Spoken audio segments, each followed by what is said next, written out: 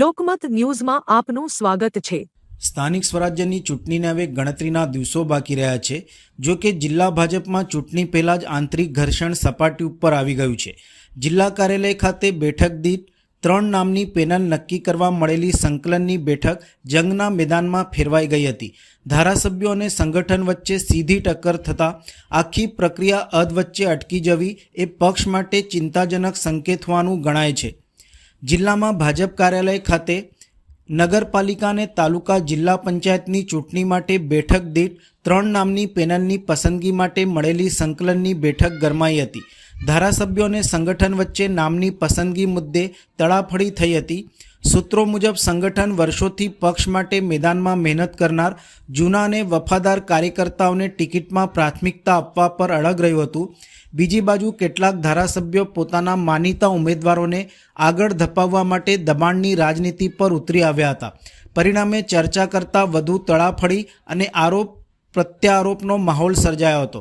સંકલનની બેઠકમાં જિલ્લા પ્રભારી, પ્રમુખ અને મહામંત્રીઓ હાજર હોવા છતાં કોઈ સમજૂતી ન સધાતા પેનલ ફાઇનલ કરવાની પ્રક્રિયા અધૂરી રહી ગઈ હતી। રાજકીય વર્તુળોમાં આ ઘટનાને પાર્ટી અંદરના વર્ચસ્વના યુદ્ધ તરીકે જોવામાં આવી રહી છે। ખાસ કરીને પાદરા અને વાઘોડિયા વિસ્તારોમાં વર્ષોથી કામ કરનાર કાર્યકર્તાઓને સાઇડલાઇન કરીને નવા ફેવરેટ ચહેરાઓને ગોઠવવાની કવાયત ચાલી રહી હોવાના સંકેતો મળતા કાર્યકર્તાઓમાં ભારે નારાજગી પણ ફેલાઈ હતી। હવે તમામ નજર હવે મળનારી પ્રદેશ પાર્લામેન્ટરીની બોર્ડની બેઠક ઉપર ટકી છે, જ્યાં અંતિમ નિર્ણય લેવામાં આવશે। આજે અને આવતીકાલે આ 2 દિવસમાં વડોદરા મહાનગરમાં તમામ 19 વોર્ડમાં ચૂંટણી કાર્યાલયનું ઉદ્ઘાટન થવા જઈ રહ્યું છે। પાર્ટીના તમામ મુખ્ય કાર્યકર્તાઓ અલગ અલગ વિસ્તારોમાં આજે કાર્યાલયનું ઉદ્ઘાટન કરી રહ્યા છે। અને બીજું જે આપણે વાત કરી તો દરેક વોર્ડમાં સરેરાશ 100 કરતાં પણ વધારે કાર્યકર્તાઓએ ઉમેદવારી નોંધાવી છે।